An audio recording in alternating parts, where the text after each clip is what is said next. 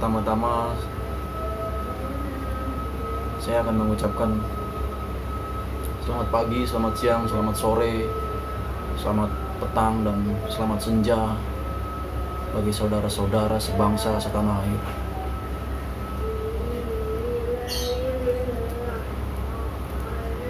Untuk pidato yang kali ini saya akan membahas tentang freedom of speech, freedom of expression di dalam demokrasi.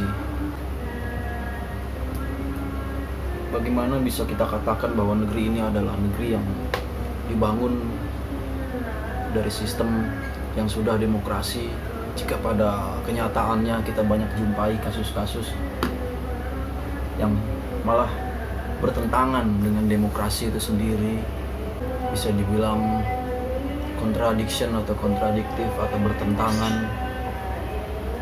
Sebenarnya dapat saya simpulkan hanya dua kemungkinan. Kemungkinan pertama adalah negara yang memang sengaja untuk melakukan kebodohan atau kejahatan, karena bodoh dan jahat itu adalah sama saja sebenarnya. Sengaja untuk melakukan kebodohan atau memang benar-benar bodoh. Jika kemungkinan yang pertama, sengaja untuk melakukan kebodohan, itu artinya sedang memberikan pembelajaran kepada rakyat agar mungkin lebih teliti lagi untuk menyikapi segala hal pada segala lini, lebih teliti atau lebih skeptis atau lebih tidak mudah untuk percaya bila disajikan produk-produk hukum atau produk-produk peraturan-peraturan. Jadi rakyat distimulus berisik aja. Jadi rakyat diberikan treatment agar memancing ke ketelitian rakyat gitu, untuk menyikapi segala hal dan segala lini. Contohnya ketika negara menciptakan sebuah peraturan atau undang-undang atau pasal-pasal atau rumusan-rumusan apapun,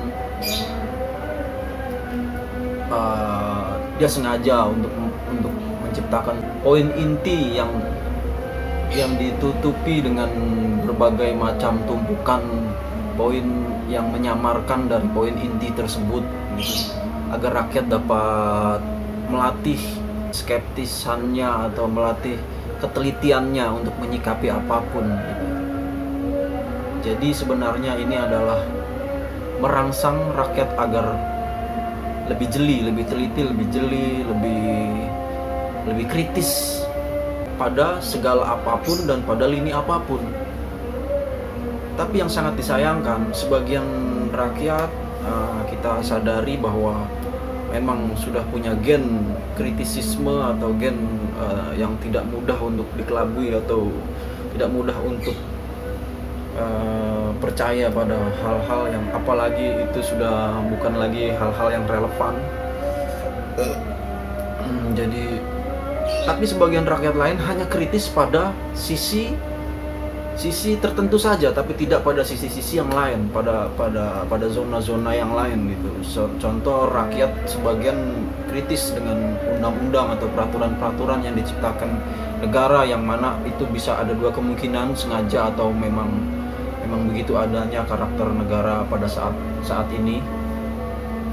Jadi si rakyat hanya kritis pada kebijakan atau pada produk-produk negara menciptakan suatu aturan-aturan apa, rakyat lalu kritis, meneliti ribuan tumpukan peraturan, diteliti semuanya, adakah yang ketidakbaikan atau merugikan atau segala apapun itu.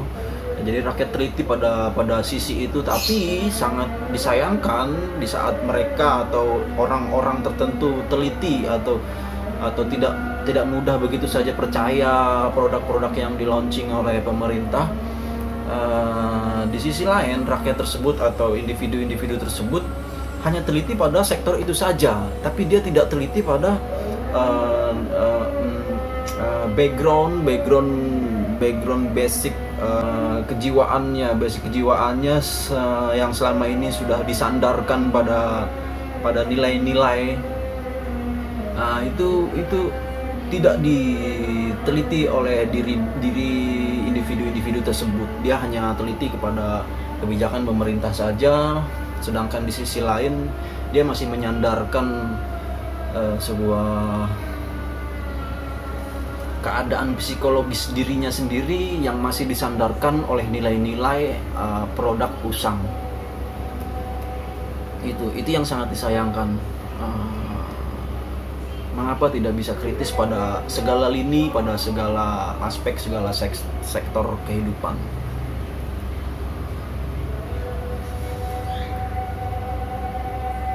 Jadi saudara-saudara sebangsa dan setan nah air,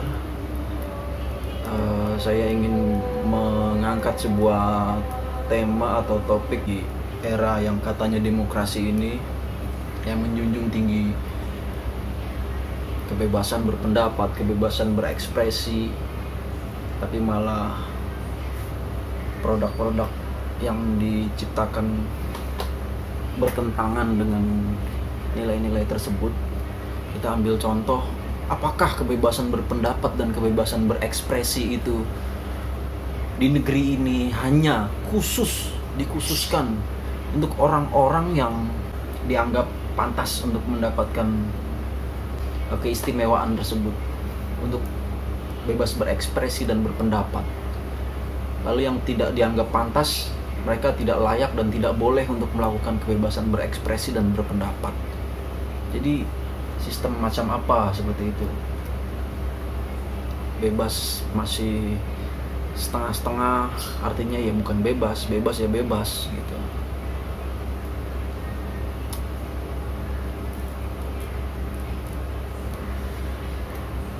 Jadi bila mana mereka para pecundang, mereka dapat diartikan sebagai pecundang sebenarnya dalam era ini.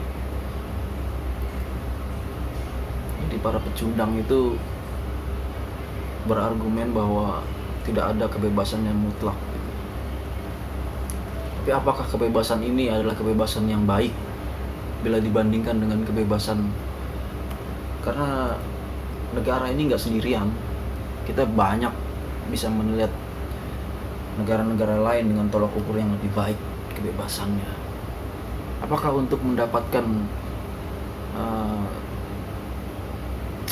perlakuan khusus harus orang-orang khusus yang mendapatkan kebebasan berpendapat dan berekspresi? Jadi apakah orang harus sama seperti Jafar agar mendapatkan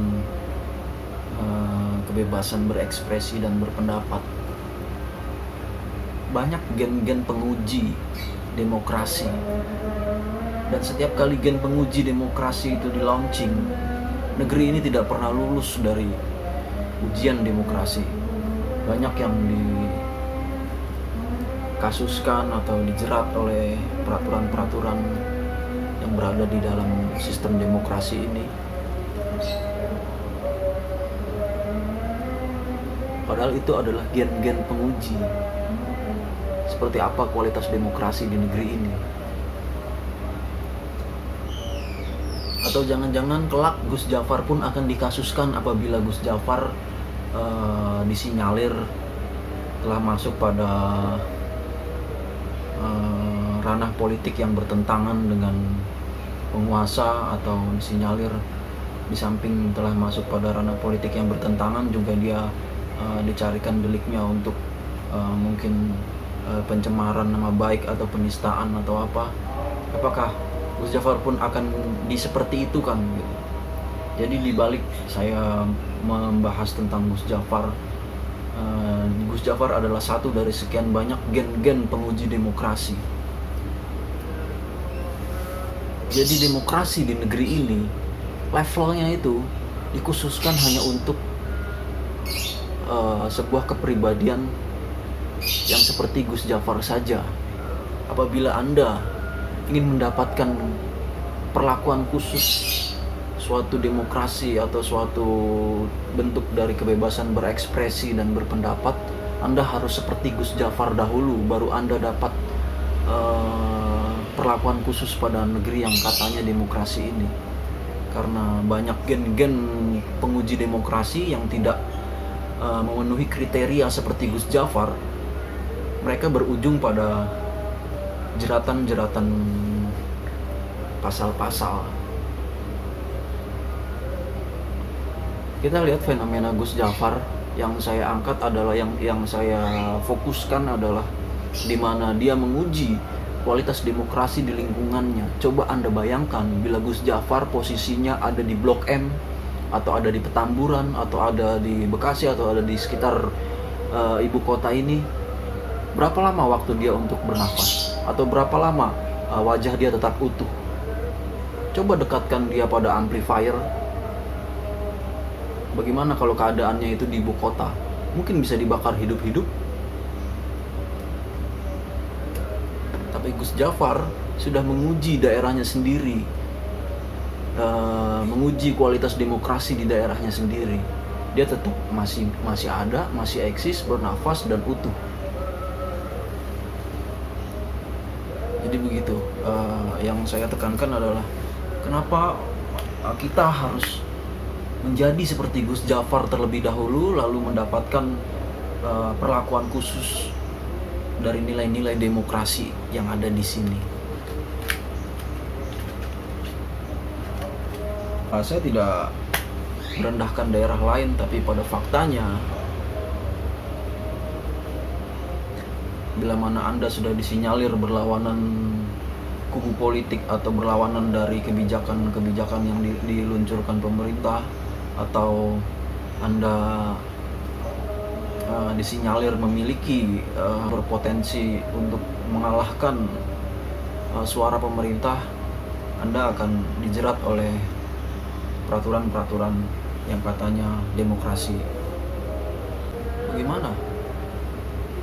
Jadi negara kita ini adalah negara yang mengharuskan orangnya seperti beliau lalu mendapatkan perlakuan demokrasi.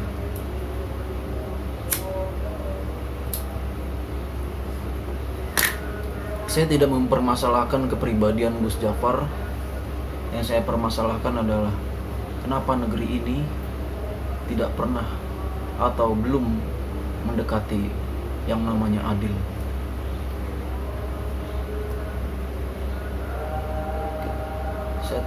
Saya sungguh tidak mempermasalahkan kepribadian Gus Jafar karena bagi saya dia tidak lebih berbahaya daripada para pecundang yang berada di atas kursi-kursi kepemerintahan atau kursi-kursi penguasa.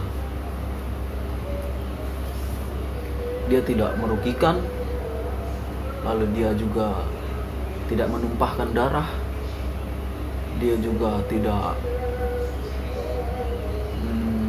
membahayakan.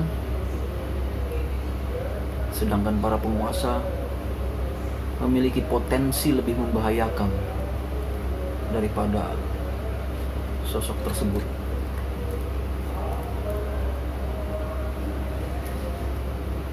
Tidak ada yang salah dari pribadi Gus Jafar.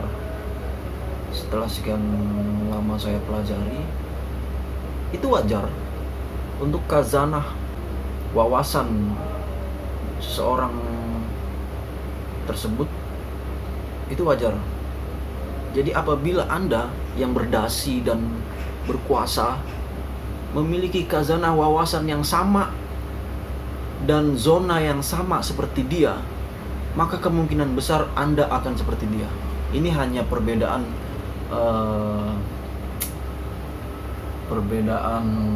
komposisi yang mana manusia itu adalah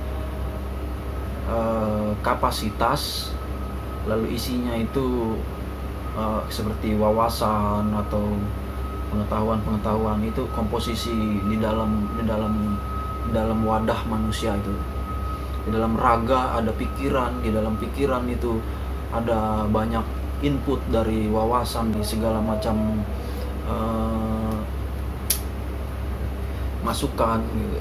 Jadi apabila Anda sebagai sebuah bejana yang diisi masukan dengan komposisi yang sama seperti Gus Jafar, maka kemungkinan besarnya Anda akan mendapatkan output yang tidak jauh berbeda seperti Gus Jafar. Jadi wajar bagi saya bahwa bahkan bukan hanya wajar, itu sudah luar biasa untuk kualitas wawasan yang dia dapat, kualitas wawasan. Jadi apa input dan apa output segitu itu wajar dan cukup luar biasa, karena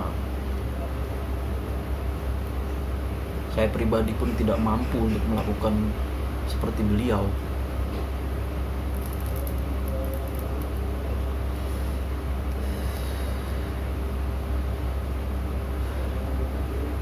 Bahkan saya salut untuk kehidupan di sekitarnya.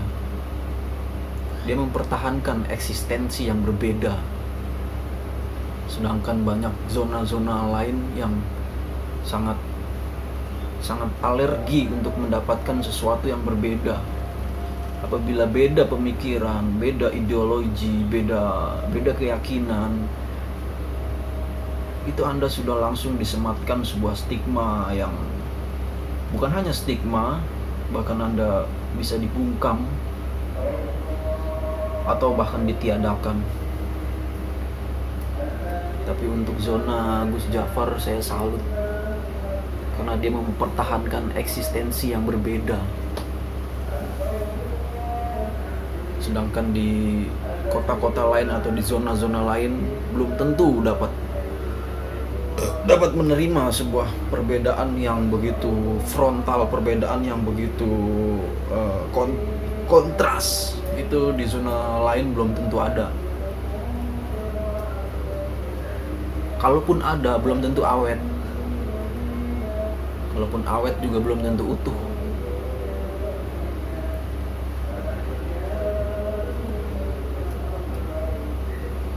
Perbedaan ideologi yang memang benar-benar diakui negara, lalu apabila ideologi tersebut melakukan sebuah regenerasi, misalnya ada ideologi A, ada ideologi B, C, D, mungkin E yang diakui negara, lalu dari ideologi tersebut melakukan regenerasi jadi A1, A2, A3.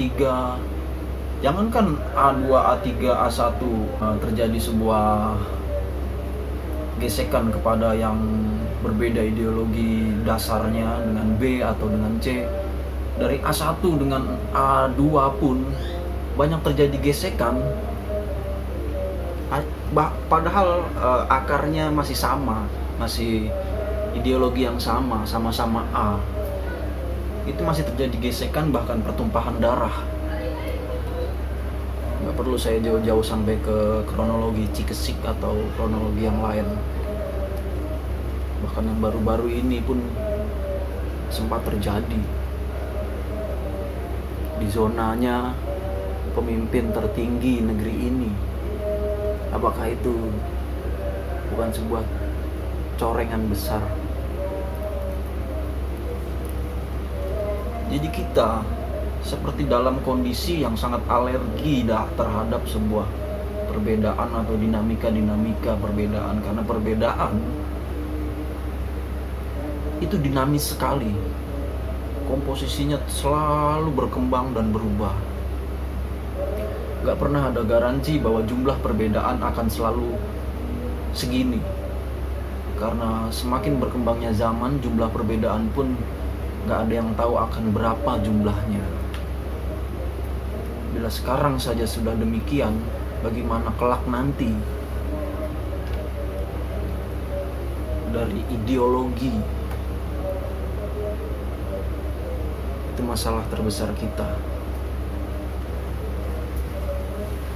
Bahkan yang tidak punya ideologi itu pun sulit diterima. Bagaimana? Adanya yang memiliki ideologi, harus ada sesuatu atau sekelompok zona lain atau radian lain yang mana nilainya tidak memiliki ideologi, atau ideologi terbarukan itu belum dibakukan, jadi dapat dikategorikan tidak memiliki ideologi. Jadi tidak bisa dikatakan bahwa zona tersebut zona yang mana tidak ada ideologinya. Tidak bisa seperti itu juga, yang mana arti daripada isme atau teisme atau theos itu adalah keyakinan atau dewa atau Tuhan atau whatever. Lalu lawannya ateisme dianggap sebagai tidak memiliki theos. Padahal bila kita dapat lebih dewasa lagi dalam penilaian, dalam mengambil sudut pandang, jadi tidak terlalu sempit sekali untuk mengartikan theos dan atheos, ateisme dan teisme. Teisme adalah ketuhanan, lalu ateisme dianggap meniadakan ketuhanan. Sedangkan ateisme itu adalah meyakini atau sepakat bahwa ketuhanan itu ada di masyarakat. Ada di masyarakat. Bukan ada di suatu atau di mana, tapi ada di masyarakat. Jadi ateisme adalah meyakini juga bahwa sistem mindset ateisme itu sendiri juga secara dewasa ini dapat diartikan bahwa mereka atau sistem pikir ateisme ini sependapat akan adanya Tuhan atau ketuhanan yang dimana dia bersemayam pada masyarakat. Jadi ketuhanan ateisme meyakini bahwa Tuhan itu memang ada dalam masyarakat. Apakah itu masyarakat? Masyarakat itu di era ini ya masyarakat manusia. Jadi manusia berarti Tuhan itu eksis, ada tapi on your brain, di dalam pikiran masyarakat. Lalu sistem ateisme tidak serta-merta langsung menganggap bahwa Tuhan itu eksis. Di mana Tuhan itu eksis adalah pada pikiran masyarakat itu sendiri. Jadi ateisme sudah mempelajari bahwa Tuhan ada tapi di dalam diri masyarakat. Lalu ateisme tidak langsung mengiyakan bahwa produk Tuhan itu seperti ini. Tapi ateisme lebih cenderung pada menguji yang mana Tuhan. Bila semua akan beranggapan bahwa produknya adalah yang terbaik, tapi bagaimana kita bisa tahu bahwa produk itu adalah yang terbaik bila kita tidak pernah menguji? Maka ini mencapai sebuah level dari demokrasi yang lebih tinggi. Ketika sebuah sistem sudah membolehkan untuk menguji sebuah ketuhanan, itu tidak tabu, itu ada. Kalau Anda pergi ke sebuah taman, yang mana taman itu dinamakan speakers corner, tempat orang untuk menguji atau bebas untuk mengemukakan pendapat. Coba Anda bayangkan bila mana tempat itu ada di Nusantara. Berapa lama orang bisa mengemukakan pendapatnya yang berbeda begitu frontal di depan umum? Berapa lama dia bisa selamat? Sedangkan di sana sudah berlangsung begitu lama di tempat umum. Tidak terbayangkan bila itu terjadi di sini. Mungkin saya tidak dapat melanjutkan andai-andai saya, perandai-andaian apa yang akan terjadi bila itu diterapkan di sini dengan kekanak-kanakannya demokrasi. Mereka sudah menguji itu. Jadi bila Anda membawa teisme yang kita namakan saja A, Anda membawa theos A, lalu Anda bertemu dengan theos B, gitu. Why not? Kita lihat yang mana produknya yang terbaik untuk masyarakat. Dan penilaian itu tidak ada siapa pemenang, siapa yang kalah, itu tidak penting. Melainkan info. Jadi tidak penting saya kalah pada saat ini dan Anda menang pada saat ini, melainkan kita berdua sudah memberikan info kepada masyarakat bahwa oke, saya sekarang menang dan dia kalah, atau saya kalah, dia menang. Tapi yang ditekankan adalah info dari pertarungan antara si A dan si B, atau si menang dan si kalah. Masyarakat mendapatkan info, dan itu masyarakat sendiri yang menilai siapa yang menang dan siapa yang kalah gitu. Lalu di kesempatan lain mungkin si A dan si B datang lagi dengan argumen yang berbeda. Mungkin sekarang jadi berbalik nilai siapa yang menang dan siapa yang kalah. Dan itu terus saja diuji, karena misi manusia itu mencari kebenaran tertinggi, bukan berhenti dan puas dengan kebenarannya yang sudah dia dapatkan, karena kebenaran pada saat ini belum tentu sama dengan kebenaran pada saat yang akan datang. Gitu. Bukan hanya di Speaker's Corner, di negara-negara lain yang demokrasinya sangat luar biasa, bahkan ada anti bila Anda Theos A, lalu ada gerakan lagi anti Theos A, ada di negara lain itu, dan itu dipertahankan eksistensinya. Tidak ada yang mengganggu gugat akan eksistensi kedua kubu. Berbanding terbalik di sini.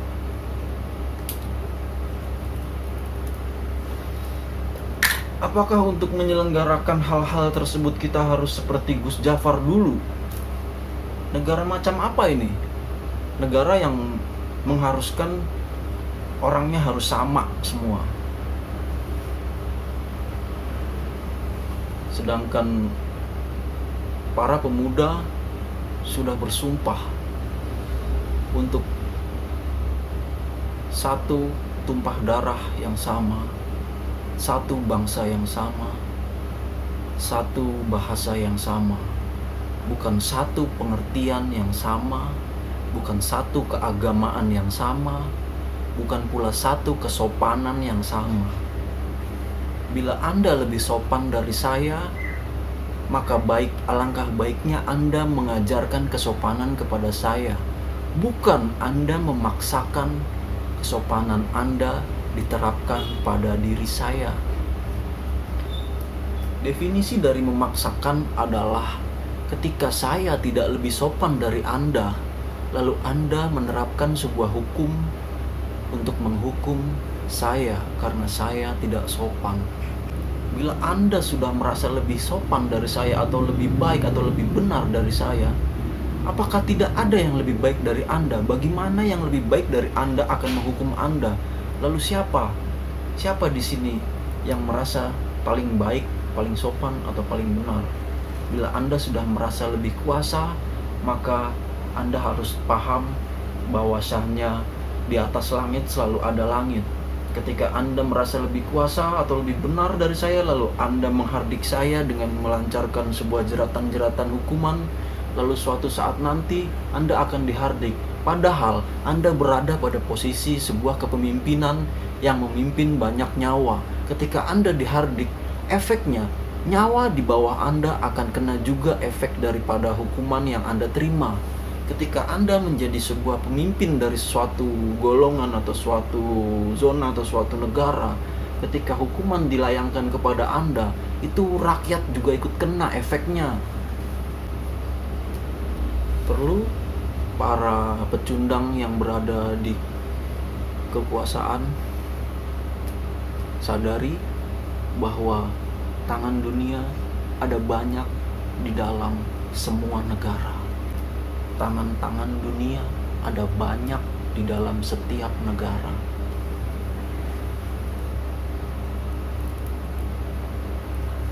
Ketika mata dunia sudah menilai Anda memaksakan kehendak kepada yang di bawah Anda atau yang dipimpin oleh Anda, bagaimana bila Anda dipaksakan juga kehendaknya? Maksudnya adalah ketika Anda berada di kursi kekuasaan tertinggi, Anda mengetuai sebuah banyak nyawa, Anda mengetuai banyak nyawa di bawahnya, lalu Anda memaksakan kehendaknya kepada yang di bawah, lalu dinilai Anda telah menzalimi. Bagaimana Anda bila dizalimi oleh yang lebih tinggi lagi dari Anda? Maka semua yang di bawah Anda pun ikut kena. Poinnya adalah kita tidak pernah sependapat, kita tidak pernah berjanji atau bersumpah untuk satu kesopanan. Anda dapat mengajari kesopanan kepada yang dianggap tidak sopan, tapi Anda tidak dapat memaksakan itu. Anda tidak boleh menghukum hal itu. Bila mana saya tidak sopan atau saya mengucapkan kata-kata kasar seperti kacung dan sebagainya, karena ketika saya tidak sopan, sebenarnya yang dirugikan adalah saya sendiri. Ketika saya tidak sopan kepada Anda tidak dirugikan apa-apa sebenarnya. Yang dirugikan itu saya sendiri. Inilah kualitas saya. Lalu kenapa Anda memaksakan kehendak agar saya menjadi sama kualitasnya seperti Anda? Apakah Anda akan memaksakan kehendak agar Gus Jafar menggunakan dasi dan kemeja lalu berada di kepemerintahan? Toh tidak. Anda tidak bisa memaksakan kehendak. Anda menghimbau, menganjurkan, itu boleh. Tapi bila memaksakan kehendak, itu lain hal. Selama tidak menyakiti atau merugikan dalam konteks yang lebih konkret, bahwa sebenarnya nama baik itu tidak bisa dicemarkan. Nama baik saja tidak bisa dicemarkan, apalagi nama yang suci atau yang holy. Itu sudah jauh lebih di atas baik. Nama baik itu sendiri saja tidak bisa dicemarkan bila memang benar-benar baik, apalagi nama yang suci. Tidak perlu ada pembelaan, tidak perlu ada apa-apa, karena bila pada dasarnya memang baik, maka dengan sendirinya tidak bisa dicemarkan.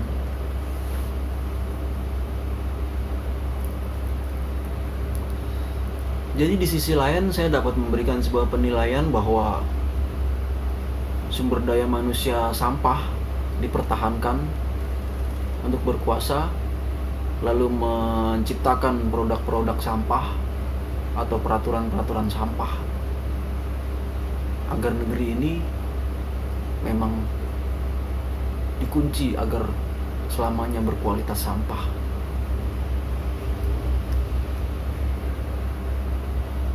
Tangan dunia ada banyak di setiap negara.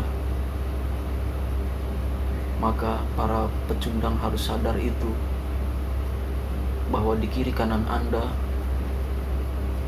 bukan juga sekedar malaikat, tapi di kiri kanan Anda bisa jadi adalah tangan-tangan dunia yang mengunci negeri ini agar selamanya menjadi kualitas sampah, mempertahankan SDM sampah, menciptakan produk-produk peraturan sampah agar negeri ini menjadi sampah. Tapi percayalah bahwa pemimpin sejati akan selalu hadir di setiap masa dalam bentuk dan rupa yang tidak pernah kita bayangkan, dalam bentuk dan rupa yang tidak pernah kita sangka-sangka. Tidak melulu harus dari keturunan, tidak melulu harus dari satu gen yang sama.